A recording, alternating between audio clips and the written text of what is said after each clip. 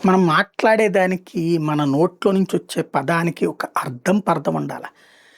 కేసీఆర్‌ని తిట్టాలనుకుంటే ఇరిగేషన్ విషయాల్లో తిట్టకండి. నవ్వుతారు ఎవడన్నా వింటే. ఎందుకయ్యా అంటే ఆంధ్రప్రదేశోళ్ళు తిట్టుకుంటారు కేసీఆర్‌ని. ఆంధ్రాకి రావాల్సిన నీటిని రకరకాల దారుల ద్వారా మళ్లించేసాడాయన. లేకపోతే కేసీఆరే అలా చెయ్యకపోతే భారతదేశంలోనే అత్యధిక దిగుబడి పంట రాష్ట్ర విభజన తర్వాత తెలంగాణకి ఎట్లా సాధ్యమైంది? ఒకప్పుడు ఏమన్నారు? ఆంధ్ర వాళ్ళు నీళ్ళని దోచుకుంటున్నారన్నారు. మరి ఆంధ్ర వాళ్ళు నీళ్ళని దోచుకుంటే తెలంగాణకి పంటలు ఎక్కడి నుంచి ఎందుకు ఎక్కువొచ్చింది? ఆంధ్ర ఏడో స్థానం ఉంటే తెలంగాణ నెంబర్ 1 ఉంది. అన్ని పంటలు నెంబర్ 1కి వచ్చినాయి అక్కడ.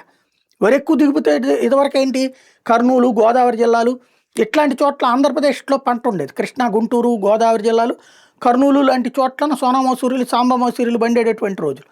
అలాంటిది ఇప్పుడు దేశంలోనే సన్నబియ్యం ఎక్కువ ఎక్కడ దొరుకుతోంది? తెలంగాణలో. ఎలా సాధ్యమవుతుంది సన్నబియ్యం? ఎంత నీళ్ళు అవసరం? అంటే అక్కడ ఏర్పాటు చేసినట్టే కదా ఆయన.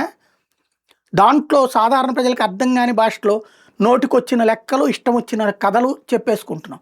సాగునీటి ప్రాజెక్టుల రూపంలో చూస్తే ఒకటి చెరువుల పూడికలు తీసి మిషన్ కాకతీయ రూట్లో భూగర్భ జలాలు సక్రమంగా ఉండేటట్టు చూడడమైనా, కృష్ణా గోదావరిలో నీళ్ళని ఆంధ్రాకి అంటే ముందే అనుమతి లేకుండా కూడా ప్రాజెక్టులు కట్టేసేసి అక్కడి నుంచి నీటిని మళ్లించినోడు కేసీఆర్. దాంట్లో తల తోక లేనటువంటి విమర్శలు చేసుకుంటూ కాలక్షేపం చేసుకుంటూ వస్తే ప్రజలు నమ్ముతారనుకోవడం అమాయకత్వం.